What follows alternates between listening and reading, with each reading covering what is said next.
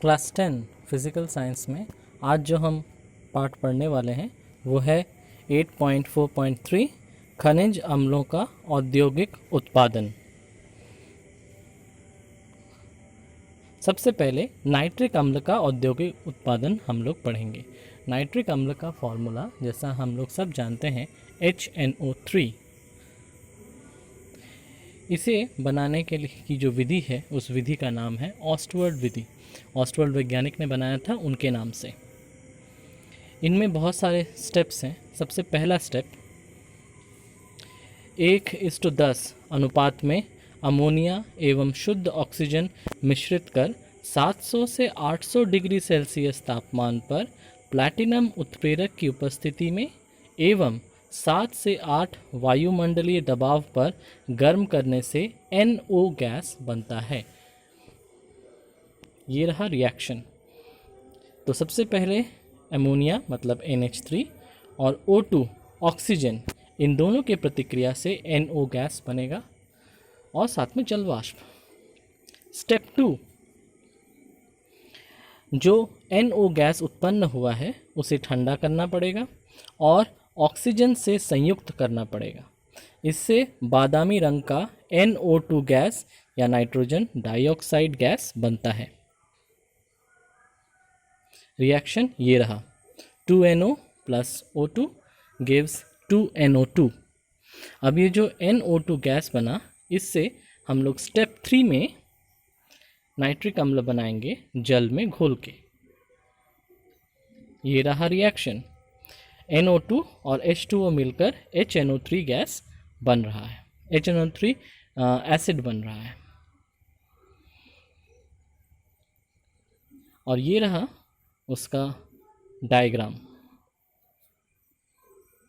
देखो डायग्राम में अमोनिया और एयर 1:10 वॉल्यूम में अंदर गया कैटलिस्ट चेंबर उत्प्रेरक कक्ष में, जहाँ प्लैटिनम है, 800 डिग्री सेल्सियस तापमान है।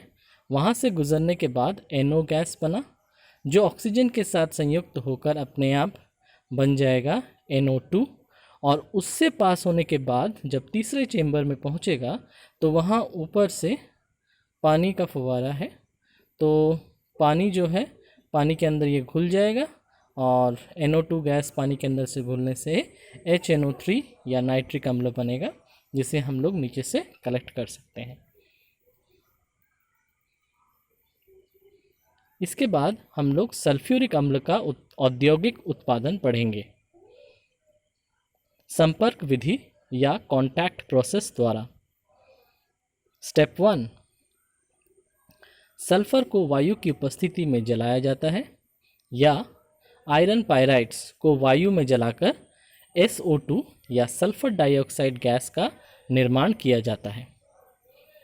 ये रहा रिएक्शन। सल्फर से होगा तो रिएक्शन बहुत सरल, S + O2 गिव्स SO2। और ये है आयरन पायराइड से FeS2 + 11O2 जो देगा Fe2O3 और SO2। ये जो SO2 गैस हम लोगों को मिलेगा, इस गैस को स्टेप 2 में SO3 गैस में बदलेंगे। वो कैसे? उत्पन्न SO2 गैस को ठंडा कर ऑक्सीजन के साथ कॉन्टैक्ट चेंबर या संपर्क कक्ष में भेजा जाता है, जिसके अंदर प्लैटिनम चूर्ण होता है या V2O5 वैनेडियम पेंटाऑक्साइड होता है।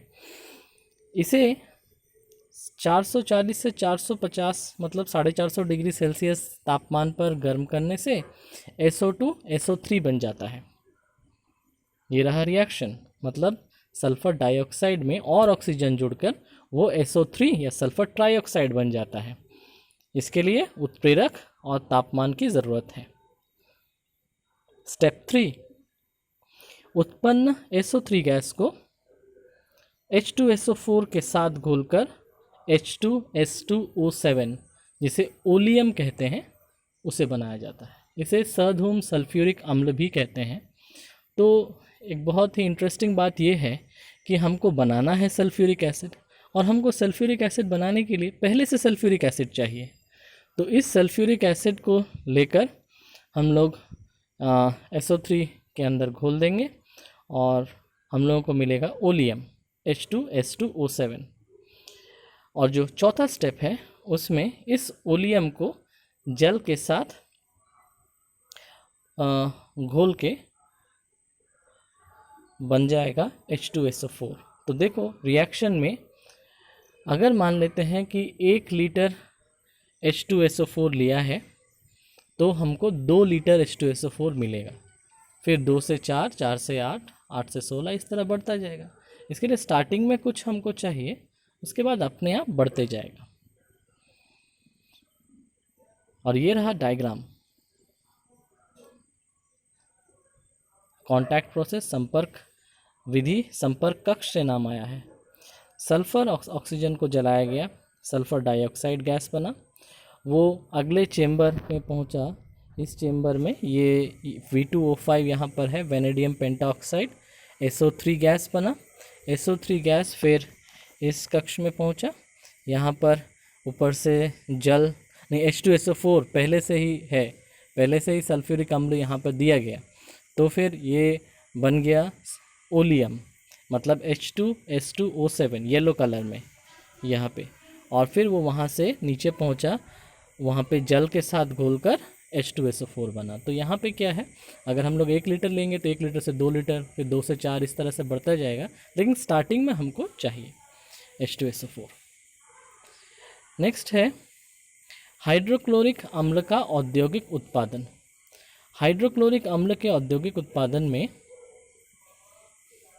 सबसे पहले हम लोग साधारण नमक लेते हैं NaCl, और H2SO4 के साथ प्रतिक्रिया करने से ही हाइड्रोक्लोरिक एसिड बनता है, जिसकी हमें ज़रूरत है। ये रहा डायग्राम। यहाँ पर पात्र में पहले से नमक है, ऊपर से सल्फ्यूरिक अम्ल डाला गया, डालने से फिर इस जगह से ये पहुँचा HCl गैस एम्प्टी फ्लास्क के अंदर। अब इस फ्लास्क से बाहर निकलकर सल्फ्यूरिक एसिड पहुँचेगा लास्ट जिस जगह पे, वहाँ पर वो जल के साथ घुलकर HCl गैस से बन जाएगा HCl एसिड। तो फिर से बोल रहे हैं, इस पात्र में NaCl और सल्फ्यूरिक अम्ल दोनों को मिलाने से यहाँ से जाकर HCl गैस पहुँचेगा इस जगह पर, फिर इस जगह से HCl गैस जो है यहाँ पर पानी में घुल के बन जाएगा HCl एसिड। यहाँ पर ध्यान देने वाली बात है कि एक फ्लास्क है, ये फ्लास्क उल्टा किया हुआ है। इसका कारण ये है कि वो बहुत जल्दी आसानी से पानी में घुल जाता है, तो इतना ऐसा ना हो जाए कि पानी ऊपर चढ़ के वहाँ अगर घुल जाएगा तो वहाँ पे शून्य स्थान की सृष्टि होगी, और यहाँ पे लो प्रेशर हो जाएगा तो पानी ऊपर चढ़ जाएगा। पानी ऊपर चढ़ के सीधा फ्लास्क में वापस आ सकता है, और यह फ्लास्क के सहारे इसमें एसिड में पहुँच सकता है। ऐसे करने से, एसिड में पहुँचने से वहाँ पर विस्फोट हो जाएगा। तो यहाँ पर हुआ HCl का निर्माण। तो यहाँ तक हम लोगों ने तीनों एसिड के निर्माण के बारे में पढ़ा। Thank you. आज यहाँ पर ही क्लास ख़त्म होता है। धन्यवाद।